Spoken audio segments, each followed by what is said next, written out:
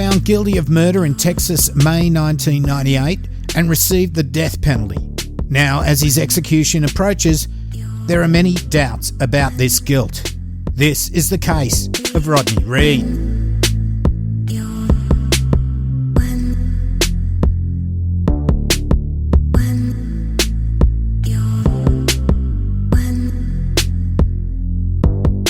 Hi, I'm your host Cambo. Grab a beer and pull up a deck chair. This is True Crime Island, another true crime podcast.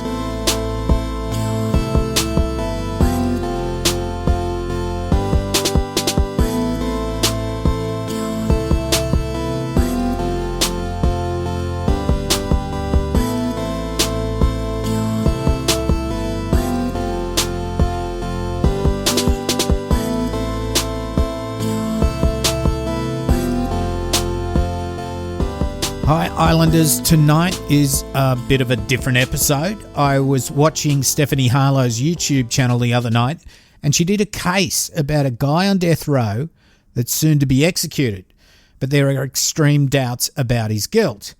Now, a few podcasters are rushing out episodes to try and spread the word so maybe he can get a stay of execution so at least a new trial can be run and all the new evidence looked at. I've also decided to run this episode earlier than normal as this guy is due to be executed on the 20th of November, so there's only a few days to go. The guy I'm talking about is Rodney Reed. He was convicted of the murder of Stacey Stites in May 1998 and sentenced to death. Now, before I start, there's two opposing views on this case. One, that he's guilty and the state has the right man, and the other that he's innocent and there's been a major miscarriage of justice. I want to help raise awareness in this case because we aren't talking about someone who's going to spend his life in prison who may or may not be innocent. He's on death row. Actually, he's on death watch at the moment. As I said before, he's scheduled to be executed on the 20th of November this year. Now, if there is any doubt about his guilt, he should at least be spared from execution. Also, this case is extremely complex. I can't say for sure from what I've researched this week if he is guilty or not, but what I can say before they execute him, at least give him a new trial. So let's get a little bit of background into this case. Now, because I've only had a couple of days to prepare this, I'll be reading quite a bit of this straight from the Court of Criminals Appeal, December 17, 2008, which has a very good overview of what happened and what the police think that happened. Then I'll go into a few other things after that. So Stacey and her mother, Carol Stites, moved to Bastrop from Smithville in 1995 after Stacey graduated from high school. Also briefly working for a car dealership in Bastrop, Stacey began working at Bastrop HEB, a grocery store, as a cashier and bagger in October 1995. In January 1996, Stacey and her mother moved to a nearby town of Giddings so that Stacey could be with her fiancé, Jimmy Fennell. Fennell, who had completed the police academy at the Capital Area Planning Council Organisation, or CAPO, in October 1995, was hired as a patrol officer with the Giddings Police Department in December. With a long-term interest in law enforcement, Fennell had previously been employed by the Bastrop County Sheriff's Office as a jailer. Carol described Stacey and Fennell as inseparable since they began dating a few weeks after meeting at the Smithville Jamboree in May 1995. By late December 1995, the two were engaged. Stacey, Carol and Fennell moved into an apartment complex just outside Giddings. Stacey and Fennell shared an apartment on the second floor of the apartment building, and Carol lived in a separate one-bedroom apartment downstairs. With a big church wedding planned for May 11, 1996, Stacey transferred into the produce department at HEB to earn more money. The new assignment required her to report to work at 3:30 a.m. to stock produce for the day. Normally, she would wake up between 2:45 and 2:50 a.m. and take anywhere from 5 to 20 minutes getting ready to leave for work. She would dress in her HEB uniform, which consisted of blue pants and a red shirt with an HEB insignia on the front. Typically, she would wear a white t-shirt and carry the red shirt with her on the way out the door, along with a plastic cup of juice or water. Although Stacey had access to Carol's white or grey Ford Tempo, she routinely drove Fennell's red Chevy S10 extended cab truck to work. Carol's car was unreliable and had broken down on the road in the past. When commuting to work, Stacey would take Highway 290 to Highway 21, then loop 150 Chestnut Street over the railway tracks into Bastrop. The drive took approximately 25 to 30 minutes. When she finished a shift in the early afternoon, Stacey would usually go to Carol's apartment, take a nap, and then get up and prepare things with Carol for the upcoming wedding. After leaving for work April 22nd, 1996, the day before she died, Stacey arrived at Carol's apartment early in the afternoon. She ate lunch and took a nap. Fennell came home from work a few hours later, and having borrowed Carol's Ford Tempo, Fennell returned Carol's extra set of car keys to Carol by placing them on a shelf in her apartment. Carol designated the extra set as Stacey's set. The three then briefly talked about their schedules for the following day. Stacey was scheduled to be at work at 3:30 a.m. and Fennell was not scheduled to work. Fennell and Stacey had planned to go to the insurance agent and then pick out flowers for the wedding ceremony after Stacey got off work. When Fennell suggested driving Stacey to work, Carol offered to drive him to Bastrop to meet Stacey so that Fennell could sleep in. However, Fennell declined Carol's offer, stating that he would drive Stacey to work. Fennell then left in his truck to coach a Little League baseball team with his friend and co-worker, Officer David Hall. He returned between 8 and 8:30 p.m. Stacey met Fennell outside of Carol's apartment, and according to Carol, the two then ran upstairs laughing as hard as they could. When Fennell and Stacey returned to their apartment, they showered together. Although Stacey was taking birth control pills, the two did not have sexual intercourse because at this point in her prescription cycle, the vitamin pills she was taking allowed for greater possibility of pregnancy. The two also discussed their plans for the next day for a second time. Abandoning their earlier plan, they agreed that Stacey would take Fennell's truck to work and that Fennell would arrange to have Carol take him to meet Stacey in Bastrop when she got off work. Stacey then went to sleep at 9 p.m. while Fennell stayed up and watched the news. The next morning, April 23rd, Andrew Cardenas, Stacey's co-worker in the produce department, arrived at the Bastrop HEB around 3:30 a.m. and waited for Stacey in the parking lot. Cardenas would usually wait in his car for Stacey to arrive so that they could keep an eye on each other to make sure nobody was around and walk inside the store together. Cardenas regarded Stacey as a punctual employee, and when she failed to show up for work, he became concerned. Cardenas eventually went into work to start his shift, but he kept an eye out for Stacey. At 5:30 a.m, while on routine patrol, Officer Paul Alexander with the Bastrop Sheriff's Department observed Fennell's truck parked in the Bastrop High School parking lot. Mindful that the truck had not been parked there during his previous patrol of the area and that there were no other vehicles in the lot, Officer Alexander contacted the dispatcher and requested a stolen vehicle check. The dispatcher reported that the vehicle was registered to an individual with the last name Fennell. Although Officer Alexander knew Jimmy Fennell, he did not know him well, and it did not enter his mind that the truck belonged to Jimmy Fennell. When Officer Alexander looked inside the cab with his flashlight, he noticed that the driver's seat was reclined and that there were books and clothing on the seats. Outside the driver's side door on the ground, Officer Alexander observed a small piece of a broken belt with a buckle. After noting that there was no shattered glass, that the ignition was intact, and that the driver's side door was locked, Officer Alexander concluded that nothing was out of order and returned to his patrol duties. Still looking out for Stacey to arrive at work, Cardenas finally decided to call Carol between 6:30 and 7 a.m. When Cardenas told Carol that Stacey failed to show up for work, Carol became upset and immediately yelled out for Fennell. Cardenas then went back to work and Carol called Fennell on the phone, waking him up. Frantic, Carol told Fennell that HEB called and told her that Stacey did not show up for work. Fennell rushed down the stairs, putting on a shirt on the way down. He told Carol to call authorities and tell them that he and Carol were looking for Stacey.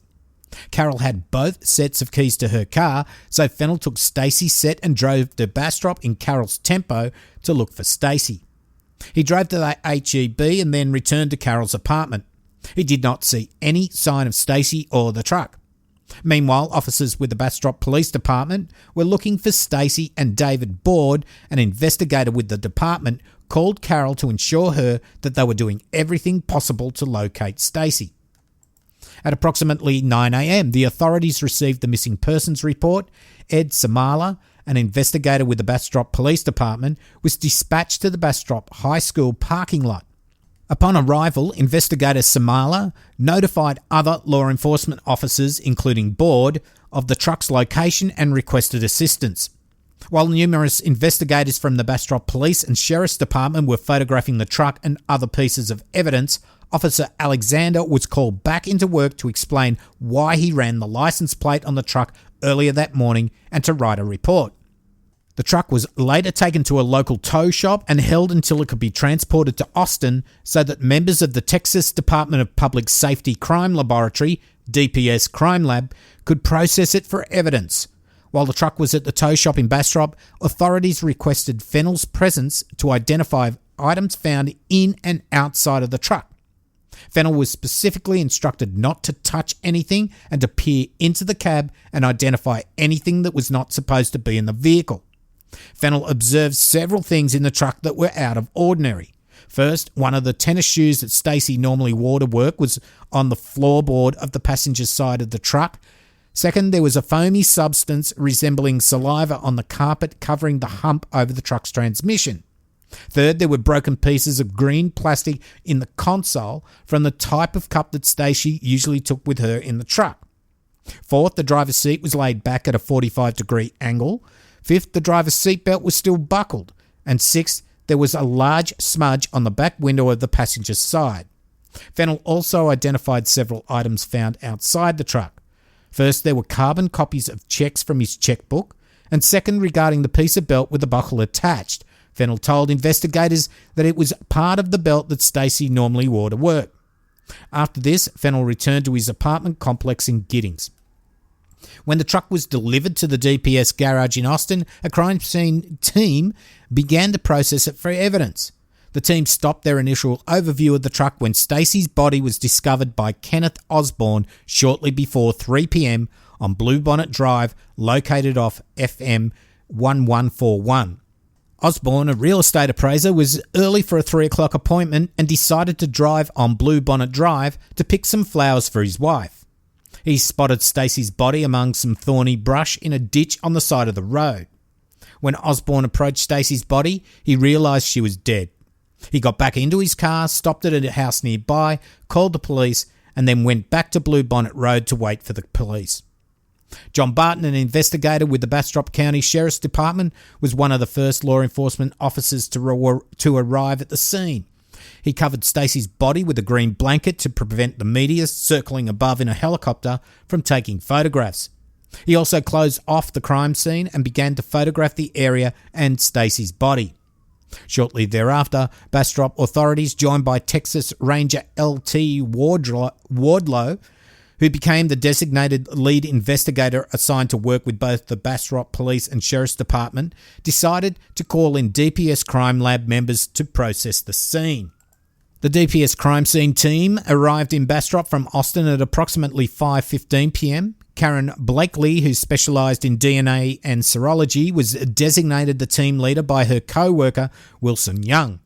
Other members of the team, led by Blakely, included a trace analyst, a photographer, a latent print examiner, and a trainee in serology and DNA.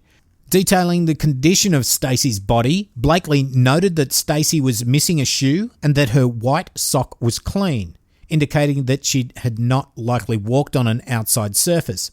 An HEB name tag with the name Stacey written on it was found in the crook of Stacey's leg, and a white t-shirt, which Fennell later identified as belonging to him, was strewn over some bush near Stacey's body. Stacey was clothed in a black bra and a pair of blue pants with a broken zipper. Her visible green underwear was wet in the crotch and bunched around her hips. Viewing this as indicative of sexual assault, Blakely tested for the presence of semen, and the initial test yielded a positive result. Blakely then collected additional swab samples from Stacey's vagina and breasts. Because rigor mortis had set in, Blakely could not determine if Stacey had been anally sodomized. She was already very stiff, and in order for me to try to get the anal area, I could possibly cause injury or further damage and make it look like she'd suffered something that she didn't. According to Blakely, it looked like a great force had been applied to Stacey's neck, because it was like an indentation but red, like it had cut into her skin. Blakely concluded that the injury was caused by a piece of webbed belt that was located near Stacey's body on the side of the dirt road, because it matched the pattern that was on Stacey's neck. And when the piece of belt with a buckle found near Fennell's truck at the high school was brought to the scene, Blakely compared the two and concluded that they matched. Another criminalist on the team, designated to search for trace evidence, concurred with Blakely's determination, concluding that the pieces matched. Going a step further, he also concluded that the belt had been torn, not cut. Documenting other injuries to Stacey's body, Blakely observed that there were scratches on her abdomen and arms, a burn from a cigarette on her arm, and shallow wounds on her wrist and back that looked like they were caused by fire ant bites. Blakely also documented a large amount of mucus that ran from Stacey's nose, down the side of her face and into her hair. Terry Sandifer, the latent fingerprint examiner, collected 2 Bush beer cans that were located across the road from where Stacey's body was discovered. When she processed the cans for fingerprints at the lab, she discovered no suitable fingerprints to analyse. After processing the scene, Blakely returned to the lab that evening around 11 p.m. so that she could look at the substance on the vaginal swabs under a microscope. She discovered intact sperm heads with the tails still attached, that in her opinion indicated that sexual activity was recent. Her conclusion was based on a published study finding that 26 hours is about the outside length of time that tails will remain on a sperm head inside the vaginal tract of a female. She immediately reported her findings to Ranger Wardlow.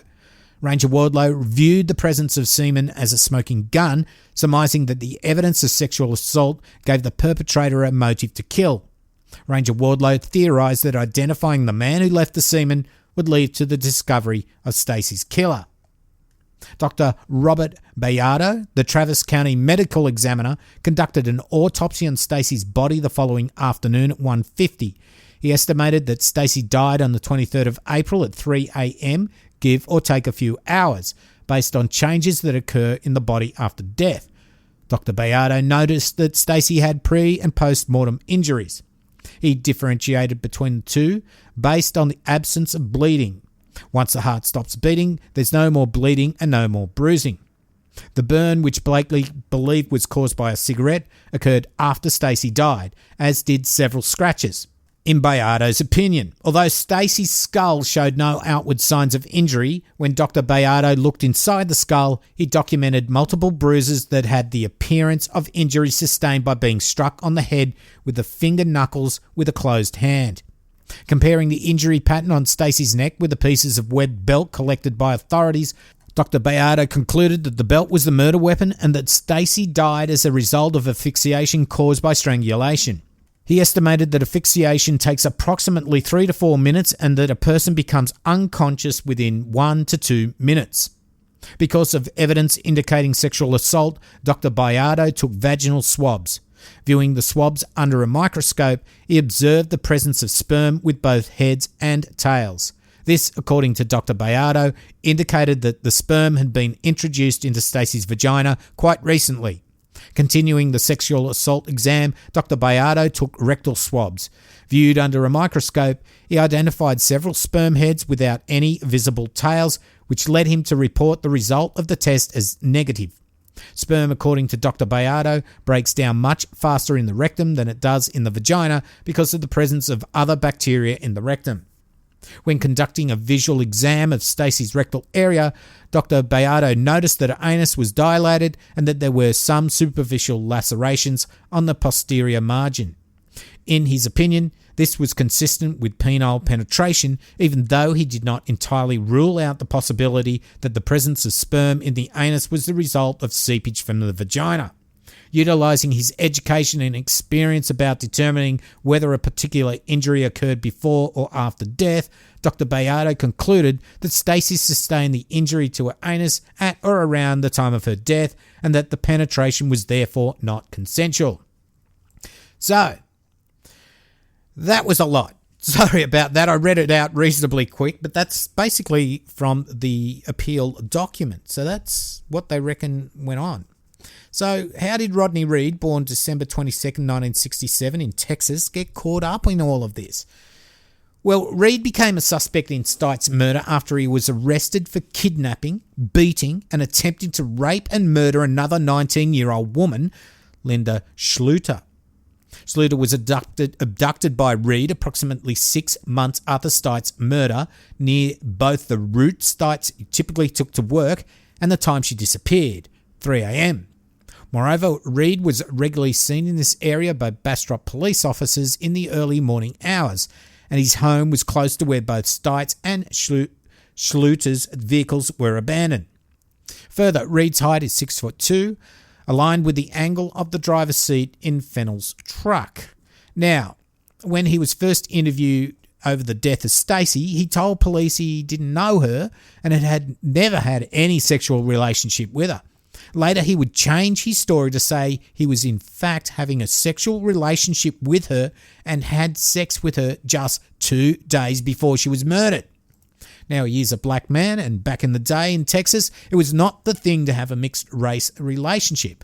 Not that it didn't happen, it was not really the thing to do. So he says that when he started a relationship with Stacey Stites, a white woman, they kept it very secret. Now, guilters will say that that's an easy out to say there was a sexual secret relationship to explain the presence of his sperm from the swabs. And true, at the trial, there was no real unbiased witnesses to this relationship. But now it has been found that there were many unbiased witnesses that Reed's defence contacted at the time who said Stacey had told them about her affair. However, these witnesses all went quiet after initially being contacted. When the defence wanted to formally interview them, they all seemed to back out. Now, maybe pressure or intimidation from police, who knows? But now it looks like some of them are willing to back up Reed's story that he was in a consenting sexual relationship with Stacey. Now, Reed pleaded not guilty in his trial, but he would ultimately be convicted of the murder of Stacey Stites, but he's always maintained his innocence. Now, apparently there's been 9 appeals and he's lost every one of them on all certain different things. Now, there are a few strange things that surround this case. Now, this is one thing. I'll just get this out of the way straight away. There were 2 deaths of 2 police officers investigating the case. One was officially investigating the case and the other unofficially. Giddings policeman Joe Bryant was doing his own unauthorised investigation of Jimmy Fennell. Now, that, of course, is the fiancé of Stacey. Less than 6 months after Stacey died, he was shot by a migrant worker from Mexico. The second cop that died was Ed Cimello. 4 months later, he was found dead from a self-inflicted gunshot wound. His brother said he was clean, neat and tidy person, but his room was all messed up and his computer and hard drives were missing. He was shot with his left hand into the left side of his head and blew out his right ear. The gun was found lying next to his right foot. His brother said that he had shakes in his left hand and he was a right-handed person, so he couldn't have shot himself the way he was found. Look, I really don't know about these cops being killed for looking at Fennell, who was a cop, as a suspect. 2 cops being killed could be a coincidence, and I couldn't find any real link to this being otherwise. But it is out there in the forum, so it is worth a mention. Now, of course, Fennell was first investigated by police, as it's always the closest one, the spouse, the boyfriend or whatever, who they reckon do it. So it was 6 months they were looking at him before they looked at Reed. Now, it's come to light that Fennell told another cop at some stage that he'd strangle Stacey if she cheated on him. Also strange is that Fennell's house was not searched and he sold the truck straight after it was released from the initial forensic examination. Look, I don't know if you can read much into that, because you can imagine not wanting to keep the truck your fiancé was killed in or used when she was killed. So this really doesn't show he was guilty. Look, if he had it crushed or burnt, maybe, but apparently was just sold intact. Also against Fennell as a suspect is that he had a history of sexual assault and violence against women. After Stacey's death, he did 10 years for kidnapping and improper sexual activity with a person in his custody, and that 10 years was after doing a plea deal. So he arrested someone off the street, he raped them, and told them that if they said anything, he'd kill them. So he got busted for that. So Fennell and Reed are the main suspects. And look, neither of them are saints by any stretch of the imagination.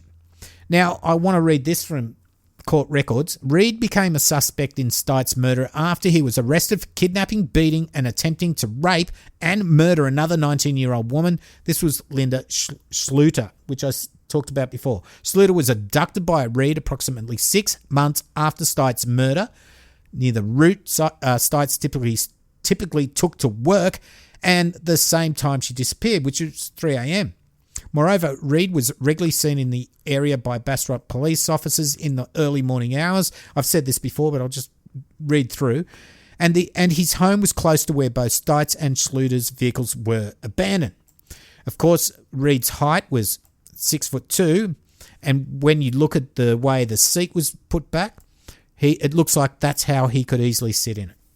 Now, given the similarities between these crimes, law enforcement inquired with DPS if they had Reed's DNA profile on file. They did because, get this, Reed had raped his intellectually disabled girlfriend, Caroline Rivers. Reed's DNA profile was compared with the foreign DNA inside and on Stites' body. The two were consistent. Reed was then questioned and he denied knowing Stites. Additional biological samples were obtained from Reed via a search warrant. More DNA testing was performed by DPS and by a private laboratory retained by the state. The results were conclusive.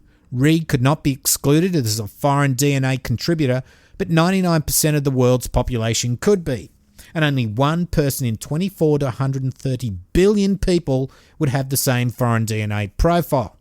But to be sure, samples were taken from Reed's father and 3 of his brothers, and they were ruled out as contributors too. Further, trial counsel cast suspicion on David Lawhon, a Bastrop resident who murdered another woman, Mary Ann Alt, 2 weeks after Stites' death. They called several witnesses that testified about a connection between Stites and Lawhon, including one who said he confessed to killing Stites. The rape and murder of Stites was hardly Reed's first or last foray against women. First was Connie York, a 19-year-old who'd come home late one evening after swimming with friends. York was grabbed from behind and told, "Don't scream or I'll hurt you." When York did not listen, she was repeatedly struck, dragged to her bedroom and raped multiple times.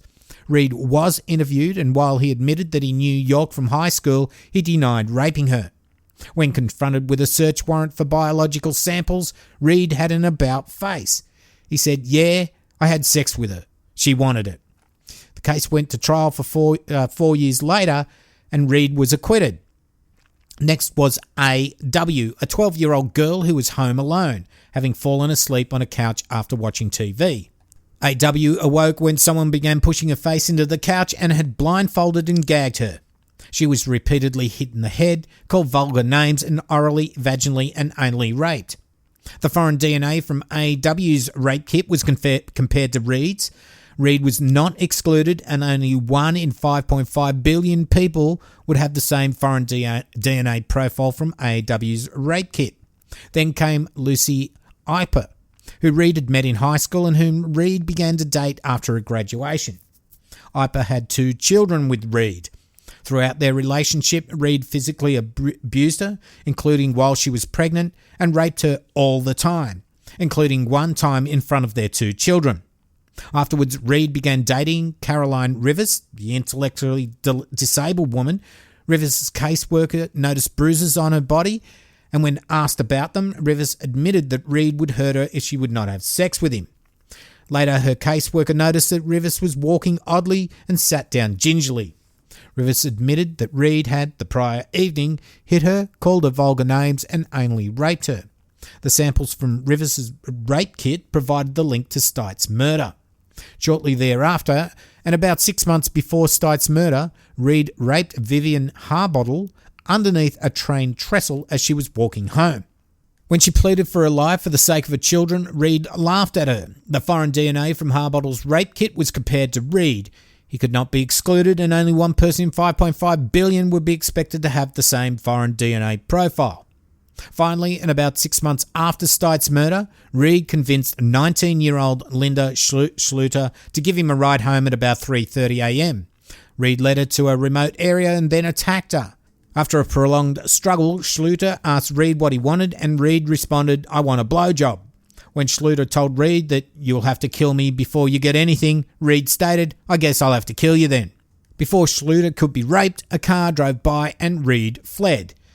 So definitely Reed looks like he has a temperament to do what he was convicted for, but still, did he have the opportunity? Well, 3 forensic scientists looked at the original evidence.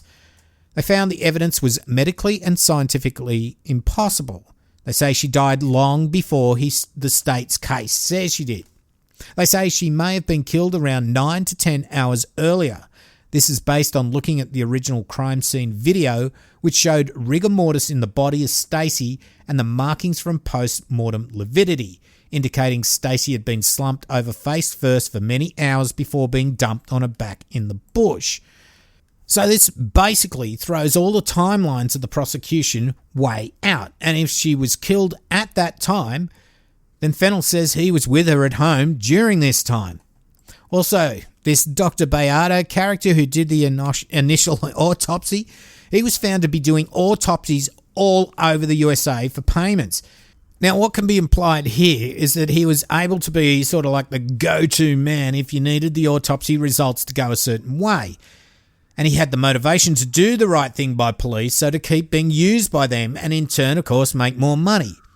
Funny how the other forensic scientists now agree that she died many hours before Bayardo surmised, when she was supposed to be with her fiancé, Fennell. Did he make the time of death between 3 a.m. and 5 a.m. to fit the police narrative? Just another doubt in the evidence used to convict Reed. Also, one jury member said that if she knew what she does now, her decision may be different. Islanders, I could go on a lot longer in this case, but time is of the essence, and as I said at the start of the show, I have no leaning whether Reed is guilty or not, if Fennell, her fiancé, had something to do with it, or if there was a third suspect who did do it. All I can see is there looks to be doubt, and in death penalty cases, you can have absolutely no doubt. That is one of the problems of the death penalty. You can't say sorry years later if there is a wrongful conviction. There is less than a week before Reed is due to be executed. If you want to find out how you can help, go to freerodneyreed.com for more information. Like I said, he's no saint, but there is doubt over his guilt for which he's been sentenced to die. Now, in regards to those alleged rapes, he was acquitted on the one he went to court over, and I don't think he was ever charged on the other allegations, as of course he'd been sentenced to death for murder. So those out there saying he should die anyway, well, charge him with those other offences and drag him into court over it. One other thing, the Innocence Project, and you can go to their website and search for the Rodney Reed case, they're all over this, so there must be some legitimacy to the fact that Rodney Reed has had a miscarriage of justice. So Islanders, that's it for this little bit of a different show. There is more to it. There is a lot more to it, but time is running out, so I could only bring you the basics. Please, I'm not sticking up for a rapist. Bring him to trial, like I said, on those allegations, but he has been sentenced to death for something that he may or may not have done, and at least he deserves a new trial to test the new evidence. To me, there looks like some doubt over the original trial and his conviction. But if you want a bit more information, check out not only Stephanie Harlow's YouTube channel, but also California Dreaming podcast by my friend Rosie, who has an in-depth four-parter on the case. So I'm sure, I haven't listened to it yet, but I'm sure she gets down to a bit more detail. I won't do the usual shout-outs at the end of the show this week, but I will say there will be some real video coming to True Crime Island YouTube channel. Yes, I bought a camera. I bought some lights and I've been busy setting up a studio in my room to bring you more from the island, so subscribe to the channel, grab your beer and get in that deck chair. So signing off for this week, and as I always say, don't forget to delete your browser history. Good night and boom fuckalunga.